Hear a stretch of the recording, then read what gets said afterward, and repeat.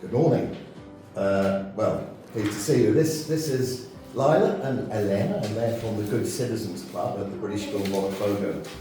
And this is their first interview. In fact, I think the Good Citizens haven't interviewed people before, and they've asked me, as interim director, to be interviewed today. So I'm looking forward to it.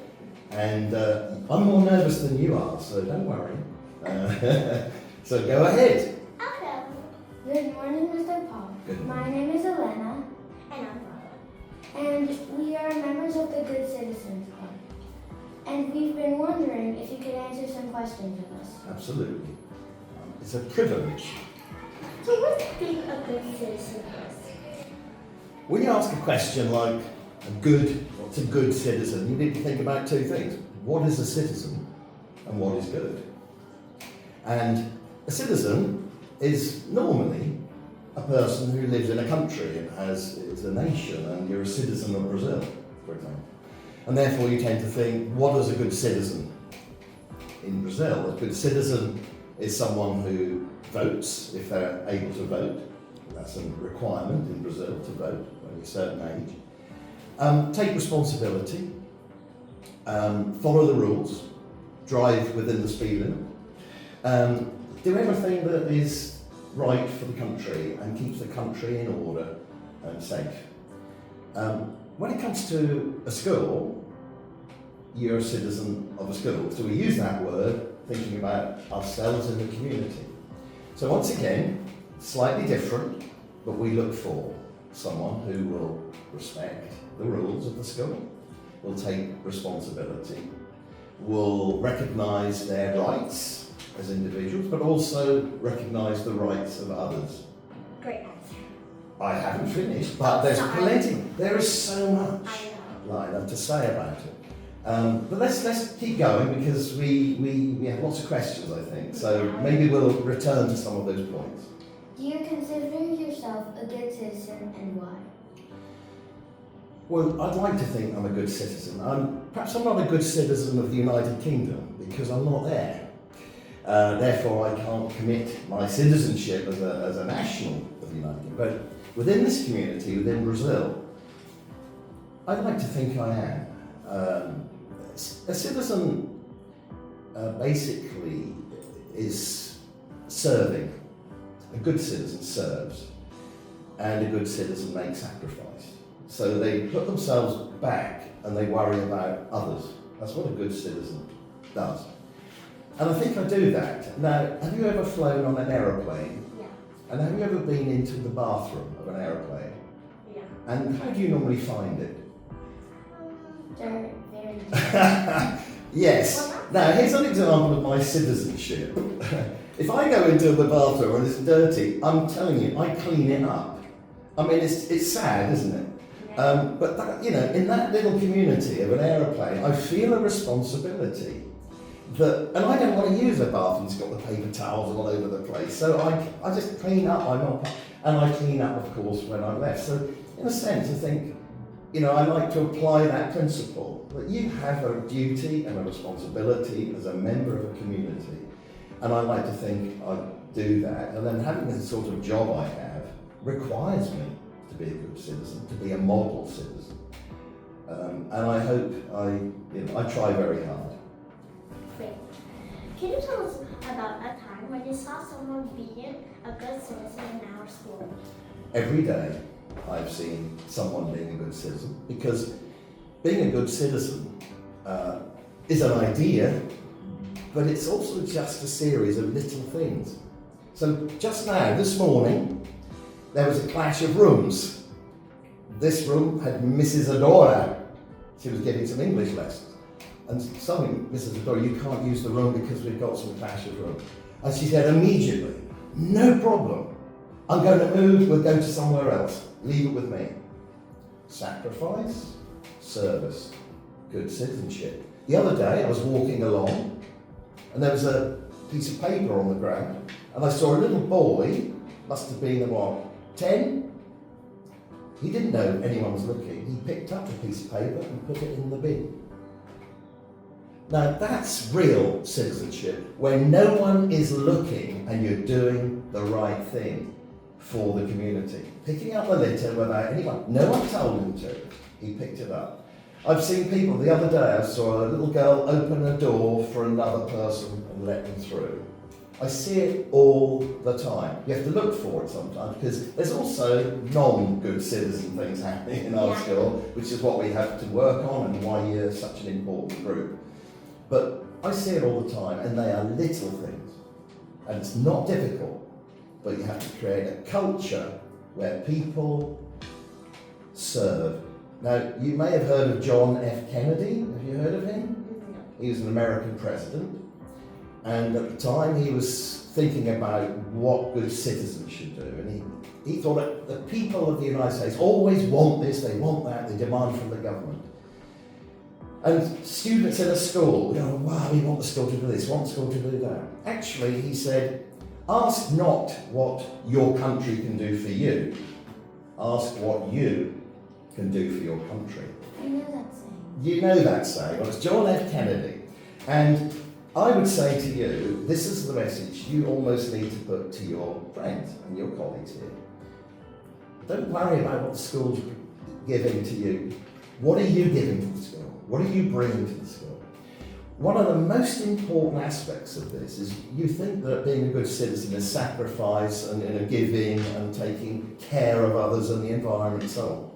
If we create a wonderful, caring school full of good citizens, we create the best school in this city. And when you leave at the end of the school and they say, what school did you go to? You'll say, the British school, Rio de Janeiro. And that's the best school in this city, in Brazil, in Latin America. And therefore, by creating a wonderful community full of good citizens, you create an institution, the British school, which is highly regarded and respected within the wider community. So actually, by doing this, you're actually helping each other as well.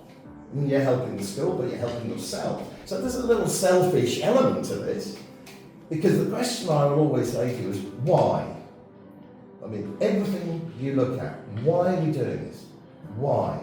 So why do you be a good citizen? And that's the question every child in the school should be asking. Why? Why do I need to be a good citizen? What does it mean? Why did you take the job at the British school? That's a long answer. Well, I joined the British school in 1988 when you were little stars in the sky. Okay. So when were you born? 2015. Me too. Yeah. Okay, so between 1988 and 2011, and you were still little stars in the sky, I was here. And I was here as a head of humanities, and we had one school, Botafogo, and it had about 500, 600 children, and I joined the school then. Why is the question. Well, it's chance, because you'll find in life so many things happen which you don't expect, you don't imagine, and you plan, you have these ideas, I'm going to be this, I'm going to be that, but you end up being this and that. And I happened to say, I was in Brunei, a country in Borneo in Southeast Asia. Negara Brunei Darussalam is the name of the country. And I'd done my service of 3 years, and I was looking, where do I go now? And someone showed me a newspaper with an advertisement, Head of Humanities, the British School, Rio de Janeiro, and put a red circle around it with a bell. Why don't you look at that? That's a good idea. Okay. So I applied to come to Rio de Janeiro. There was no real plan. It could have been another place on earth. But that's what I looked at. I thought, yes, that sounds really interesting. I'd love to go there. Head of Humanities, I was a geography teacher, and I love history and so on, so it was suited me. And so the question, why did I come here, is very much due to chance. But I'll tell you something, it changed my life completely. Because when I came here in 1988, I was in a small school. We didn't have the IB. You know what the IB is, where you work towards in the final 2 years of the school? That didn't exist. It's a very small school. And it grew. And I grew because I then eventually became what they call the headmaster in 1994. And then I became the director, which the school grew and they thought the headmaster was a term that needs to be changed. I became director of the school. We developed Urca, we developed Baja, and in 2011 I went to the United States, left the school, went to the United States. So you're probably saying, what are you doing here now? So there are two parts to the answer. Why did I come here in the first place? Actually, pure chance. But that pure chance led to a most beautiful, wonderful experience in my life. I met my wife, who was a teacher here. We got married, and I have a son, Diogo, lovely Brazilian name, and that transformed my life. So then I go to Boston in the United States, and then I retire and I go to the United Kingdom. And then my son wanted to come back to do the IB at the British School of Rio. So we came back to Brazil, and I was retired. And then one day I had a phone call. Paul, that's my name, you know that. Can you come and help the school? I said, what? Can you be the director again? After, this is like 11 years perhaps. And I said, well, yes. I think that's a good example of citizenship, because I was very happy and quiet in my retirement. I'm writing novels, I'm having a nice time. And I think, no, the school is asking me to help, so I'm going to go and help. So a bit of sacrifice, a bit of service, but I'll tell you what, it's been a ride of my life. It's been a wonderful opportunity for me to return and have this amazing experience. So that's the sort of story, and here we are now. It's a long answer, but I have a long life. Why did you choose to be a director in school? I think I've answered it. Oh yeah. I was asked. I didn't choose. I grew up in the school, and I think good citizens have this happen to them. If you do the right things, and we didn't really decide what we meant by good, although I talked about what we meant by citizen. I think we all know what we mean by good, like doing the right. If you work hard, if you respect, if you serve the community you're in, if you are good to people, if you're kind, all these things that you are trying to develop in the school. If you do that, you will progress. So you become a leader, and hopefully a good leader, and you can give a model to other people. And so I kind of grew and became the head of the senior school, then I became a deputy head, then I became the headmaster, then I became the director. I didn't want to be any of those, they just happened. So I didn't apply for any job, I was just asked to do these things. And I think that's a good example, actually, of if you try to be a good person and a good citizen, things will come, and you can lead, and you can try and share some of that, which is what I'm doing now, right now. How does your job help you? Well, I touched on that just there, really. When you're in this sort of job, when you're a leader, you have a huge responsibility, but you have a huge opportunity, because you can impact others. You're in a position like this, where I'm being listened to. People are looking at this now, and I have an opportunity to put out good messages, important messages. And that is how I think I can help. And the first thing you need to do is model. Model good citizenship, model the way to be, and I try and do that every day. So, for example, you will know, I know the name of virtually every gateman. Every gateman in this school I know, and I speak to them every day, and I greet them by their name. And I don't just walk into the school, I always speak to them and say hi, and I've learned their names. Because I think that's really important. I'm helping to generate, by doing this kind of, it's not, I actually love it. I love people, I love meeting people and being with people, and I feel really privileged. So it's not difficult for me to remember names and that sort of thing, but it's part of, I think, helping others by being who you are, by being honest, by trusting people, by believing in people's abilities and talents. And I believe really in this Good Citizen Club, by the way. This is the force. This is a really important force for our school. We'll talk about that maybe later. So how do I help? I give, I receive, I hope, I guide, I hope I can mentor and coach some people because I have experience. I listen and I learn. And I hope I can pass on some of my knowledge and experience to others. Okay, that was an awesome answer. So why do you like the school so much? I don't like the school. I love the school. It's given me so much. It gave me so much. If you look back to 1988, when you were little stars in the sky, to now, when you're here, sitting right here, live human beings, good citizens, that's 36 years of my life have been associated with the school. 23 years in my younger time, and then you add this bit on, it's like 36 years. My son is here, my wife was a teacher here. It gave me enormous pleasure, a massive experience. And I love this school, not because of the fact that I grew with it, but I respect what it does in the community, what it offers, the service it gives, the uniqueness of this school. Everyone's unique, you're both totally unique, and we all are, and this school is. There's no school like it. And I think it bears the qualities, such good qualities, which are supported by 100 years of experience and growth, which is amazing, isn't it? So it's just its uniqueness. It's a wonderful place to be and learn. How do you think students can show kindness and respect to others every day? How can they show kindness and respect to others every day? It's kind of a circle, isn't it? If I said by being a good citizen, you say, oh, what's a good citizen? And you end up with the little things. It's the little things. It's saying good morning. If you see someone upset, it's going to say, are you okay?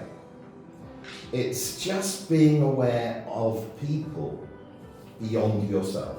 I mean, you've got to look after yourself. The first thing is to care about yourself. You have to do that. But once you're secure in caring about yourself, you can start caring about others. You can open the door for someone. If a person's pen drops off the table, you can pick it up for them and get there first. These are tiny little things, but that's what it means to be kind and courteous and supportive and helpful. These are tiny things, and they're not difficult things. And when it comes to a case of where you end up with bullying, which is way out of the range of what we want, instead of kind words and supportive words, I don't know how we solve that, but that's something we're going to work on together, the students and the school. But I think it's something that can happen all the time. I've seen it happen. We just need more people to embrace it, which is when you then create the culture of kindness and courtesy.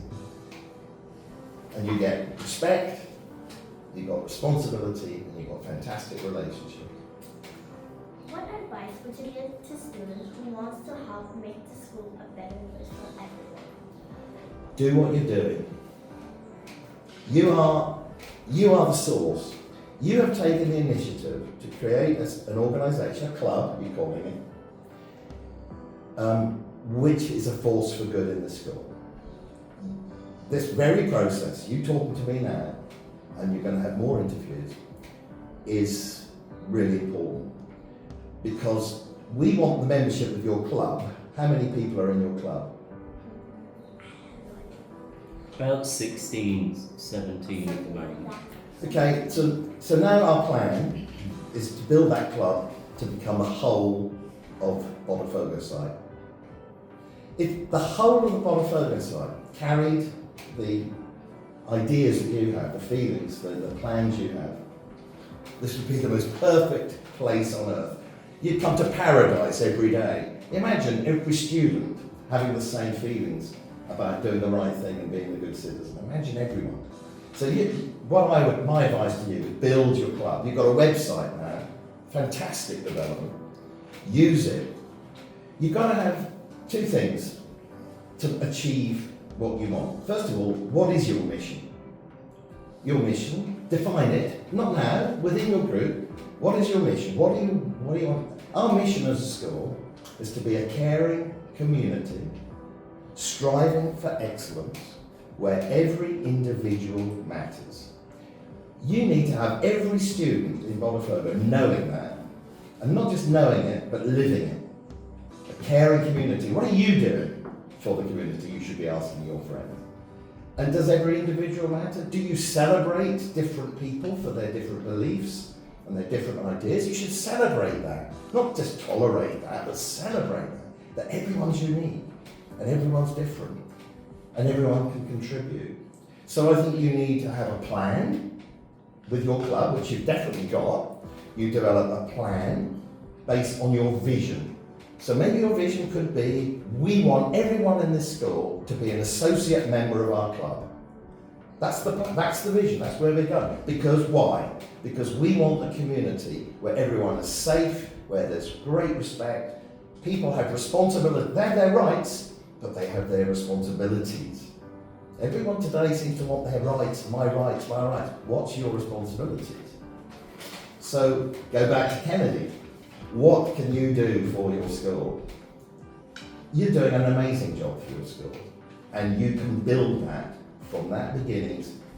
And within a year, if you have a plan, give it a time scale, work it out. By the end of 2025, we want to have this school. Have a plan, have a time scale, have a vision, which is clear, and communicate that to all your friends. How would you like to help the school improve? Do what I'm doing. How can I mean, it's the same thing. I mean, you're a little unit of our school. If our whole school was like that, that would be the best school on earth. So I'm trying, I'm on a working party looking at student well-being, which means their safety, their feeling of value in the school and how they feel about the school. Voice, so students are, like you, have a say in what we do, and leadership, which is what you're doing. And I want to see that, and that, to me, that's a major aspect to improving the school. So that we have a school where there's no bullying. It's going to be hard, isn't it? To have no teasing and no things like that. But that's what our aim is. So I'm working very hard to affect that. So if you could change one thing in the school, what would it be? Change one thing in the school. The school has a lot to do. There's a lot to improve in this school. Many, many things. We know that. But that's important. Once you know what there is to be done, then you can go ahead and do it in a proper way. I think the one thing that I've learned over my time is I want to see the students. And it's not because I'm now with two students. I want to see the students have more of a voice in their learning. Take more control of what they do. Be engaged, be part of it. Help plan with the teacher something. It's very radical, but actually can you imagine a day where the students are given the freedom to determine what they learn and what they want to do? I just would like to see the students being fired up, being inspired. There's a saying that education is not the filling of a pail. Like there's the student, and we're filling the student with information, knowledge, but the lighting of a fire. And I want my students in this school to be lit, to be inspired, to feel they can do things, achieve their potential. What we do here is fantastic, no question. But what I'd like to see more of is the students participating, like you are doing, the student councils, having a bigger voice in what we do, asking them, what do you think about this? Because adults tend to make all the decisions. And sometimes we consider you all the time, let's be honest. Everything is about the students and making them safe and help them learn. But maybe we should be giving more room to listen to the students and hear their voice and give them a chance to lead. Could you visit one of our meetings to be a guest speaker and share some advice? I think you know from what I've been saying today that I would be not only delighted, but I want to visit you. But you have to invite me, because I will not impose myself on anybody. But anyone who invites me to do something, I will say yes. If it's about this kind of thing, I'll be there before you. One of our missions as an international school is to help you become global citizens. So you apply what you're learning here on the small scale picking up the litter, opening the door, helping a friend. On a global scale, looking after the global environment. You know, this is all the same ideas. It's about care and about the chance we have in our lives to make a difference and be something special and make the world a better place. Well, I guess that's it. Thank you for your time. Thank you, Ida and Elena. It's been wonderful, and I hope we meet the club and meet more of you, and anything I can do to help you, you have my full support, and I hope this will spread across the whole school, because it's a wonderful thing, and it is a way forward in resolving some of the challenges we have ahead. Thank you very much.